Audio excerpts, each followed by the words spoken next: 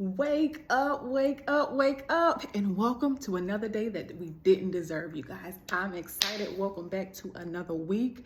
I hope that you are ready to go. Last week is behind you. I don't care if it was uber successful. I don't care if it was trash. You hear me? Last week is behind you. It's a whole nother week.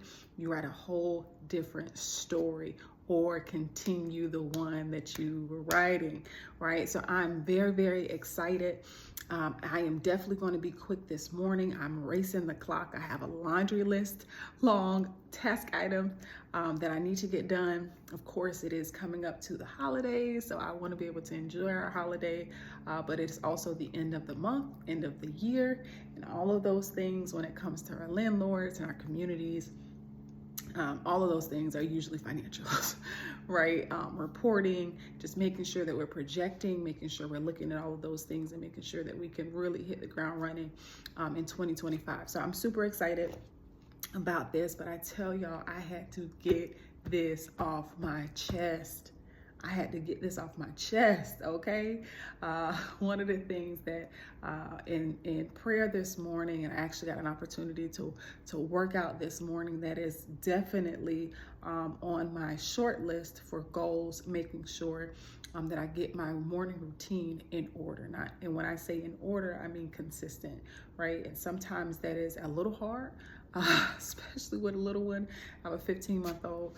So sometimes that's a little difficult, but that is my commitment to myself. That is my commitment to God. That is my commitment to my family because they deserve it.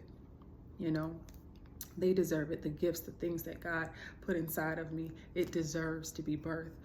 The things that, the commitment, the sacrifice, right, that my husband makes and that my family makes to make sure that everything happens, it deserves it.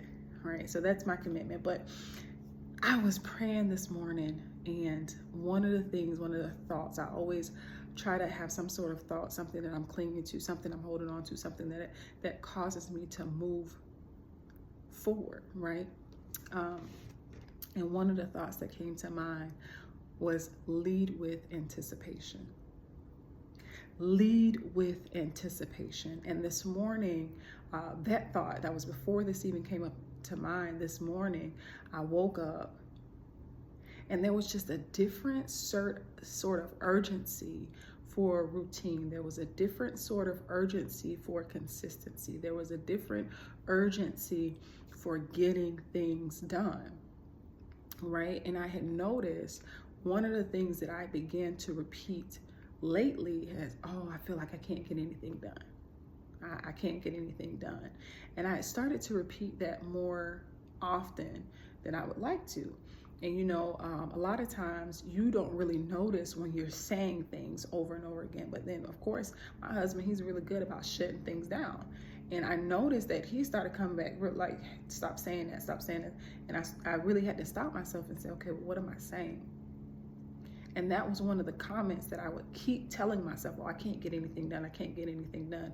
Well, then it seemed to almost be like a snowball effect where it was like little things I felt like I couldn't get done. Like I got some things done, but not all things that I wanted to get done. But then it seemed to be like a snowball effect where it's like really I couldn't get anything done.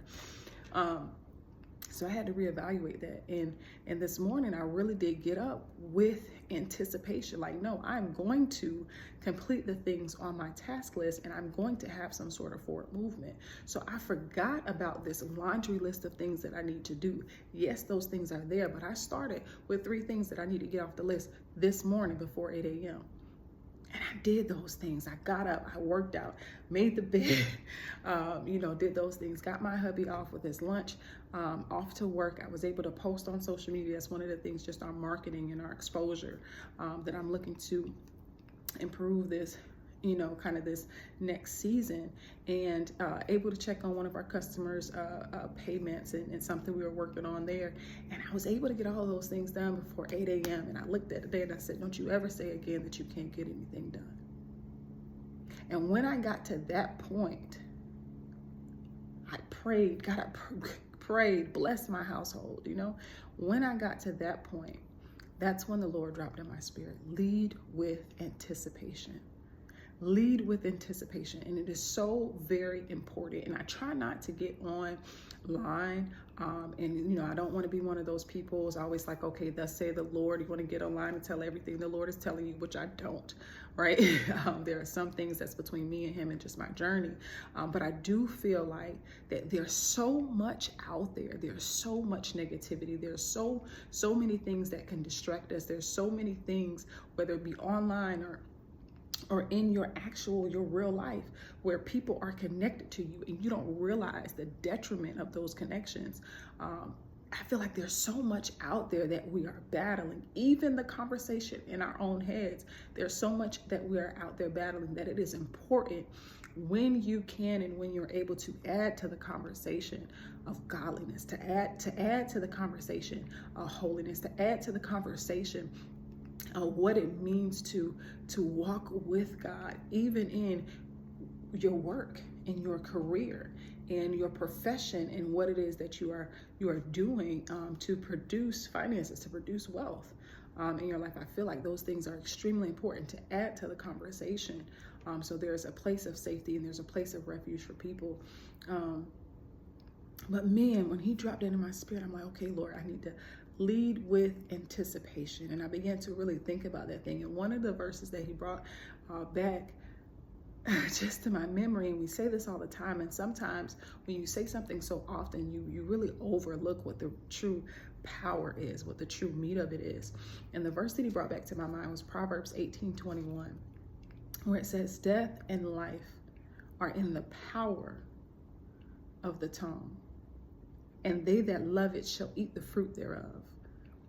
Death and life are in the power of the tongue, and they that love it shall eat the fruit thereof. Now, that within itself could have brought me to my knees. That within itself could have brought me back to repentance. That within itself could have brought me back to a place where I said, okay, Lord, I'm sorry for things that I have been thinking and saying of myself. Because when you think about it, it says death and life are in the power of the tongue. So it's not just wishful thinking. It's not just trying to think yourself over something. It is trying to identify really what are things that are dead within your life. And have you spoken to that area? Have you been speaking death over a particular area or a particular thing in your life? Right? So it's death and life are in the power of the tongue. You get to choose which one. But your tongue has power. Your tongue holds weight. And when I began to look at certain things within my life, within my business, right, within our home, that may have death, that may look like death, the same things that I'm saying that I can't get done and all of that, that those things have death attached to them. And sadly enough, it's probably because I put it there.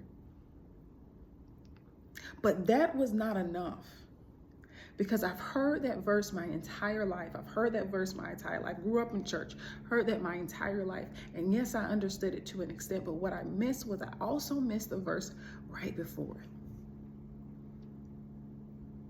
it. I missed the verse right before it. Proverbs 18:20 says, a man's belly shall be satisfied with the fruit of his mouth, and with the increase of his lips shall he be filled. A man's belly shall be satisfied with the fruit of his mouth, and with the increase of his lips shall he be filled. Have you ever felt empty? Have you ever felt empty, dissatisfied? You're not content with anything, regardless of the amount of blessings that God has blessed you with, that is actually around you. Regardless of those things, you tend to just focus on the negative. Have you ever been dissatisfied? Have you ever felt unfulfilled? I would dare to say, check your tongue. I would dare to say, check the fruit of your lips. It says a man's belly shall be satisfied with the fruit of his mouth, and with the increase of his lips shall he be filled. You have to figure out this mouth. You have to figure out this tool. You have to figure out this thing. It is so vitally important. Because a lot of times people focus on the death and the life portion of it, right?